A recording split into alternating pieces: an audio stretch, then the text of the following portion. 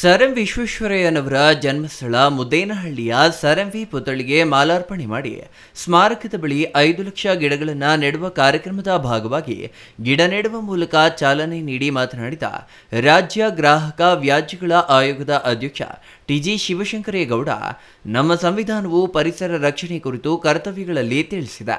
ಈ ಬಗ್ಗೆ ಸಂವಿಧಾನ ಶಿಲ್ಪಿ ಡಾಕ್ಟರ್ BR ಅಂಬೇಡ್ಕರ್ ಅವರು ಒತ್ತು ನೀಡಿ ಹೇಳಿದ್ದಾರೆ. ನಮ್ಮ ಇಂದಿನ ಮತ್ತು ಮುಂದಿನ ಪೀಳಿಗೆಯ ಉಳಿವಿಗಾಗಿ ಪರಿಸರ ಸಂರಕ್ಷಿಸಿಕೊಳ್ಳುವುದು ನಮ್ಮ ಆದ್ಯ ಕರ್ತವ್ಯವಾಗಿದೆ.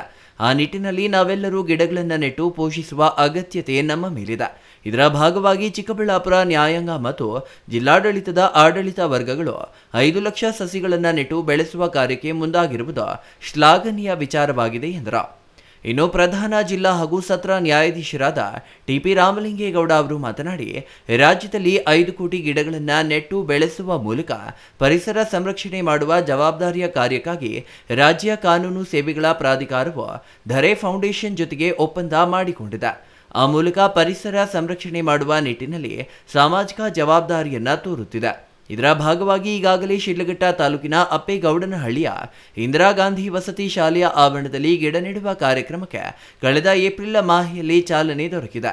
ಅದರ ಮುಂದುವರಿದ ಭಾಗವಾಗಿ ಸರ್ ಎಂ ವಿಶ್ವೇಶ್ವರಯ್ಯನವರ ಸ್ಮಾರಕದ ಬಳಿ 5 ಗುಂಟೆ ಜಮೀನಿನಲ್ಲಿ ಗಿಡ ನೆಡುವ ಕಾರ್ಯಕ್ರಮಕ್ಕೆ ಚಾಲನೆ ನೀಡಲಾಗಿದ್ದು, ಈ ಕಾರ್ಯಕ್ರಮ ಮುಂದಿನ ದಿನಗಳಲ್ಲಿ ಜಿಲ್ಲೆಯ ವಿವಿಧೆಡೆ ಅನುಷ್ಠಾನವಾಗಿ ಒಟ್ಟು 5 ಲಕ್ಷ ಗಿಡಗಳನ್ನು ನೆಟ್ಟು ಬೆಳೆಸುವ ಯೋಜಿತ ಗುರಿಯನ್ನ ಹೊಂದಲಾಗಿದೆ.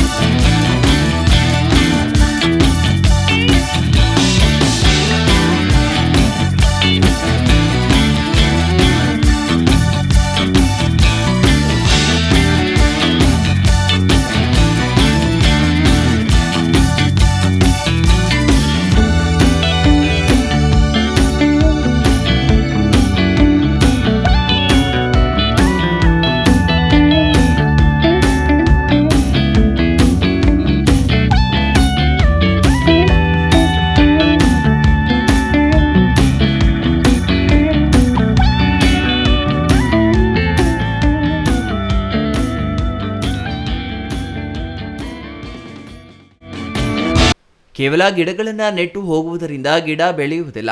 ಅವು ಬೆಳೆಯುವವರೆಗೆ ಕನಿಷ್ಠ 3 ವರ್ಷ ಸಂರಕ್ಷಣೆ ಮಾಡುವ ಅಗತ್ಯವಿದೆ. ಜಿಲ್ಲಾಡಳಿತ, ಅರಣ್ಯ ಇಲಾಖೆ, ಸಾಮಾಜಿಕ ಅರಣ್ಯ ಇಲಾಖೆ ಇವರ ಸಹಕಾರ ಪಡೆದು ಜಿಲ್ಲೆಯಲ್ಲಿ 5 ಲಕ್ಷ ಸಸಿಗಳನ್ನು ನೆಟ್ಟು ಬೆಳೆಸಲಾಗುವುದು.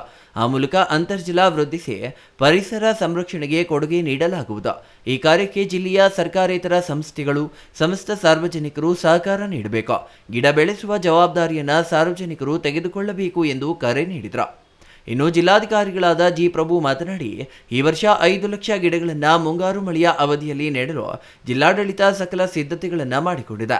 ಆ ಕಾರ್ಯಕ್ರಮದ ಜೊತೆಗೆ ಕಾನೂನು ಸೇವಾ ಪ್ರಾಧಿಕಾರದ ಜೊತೆಗೂಡಿ ಹೆಚ್ಚುವರಿಯಾಗಿ 5 ಲಕ್ಷ ಸಸಿಗಳನ್ನು ಬೆಳೆಸುವ ಅರ್ಥಪೂರ್ಣ ಕಾರ್ಯಕ್ರಮವನ್ನು ಅನುಷ್ಠಾನ ಮಾಡಲಾಗುವುದು.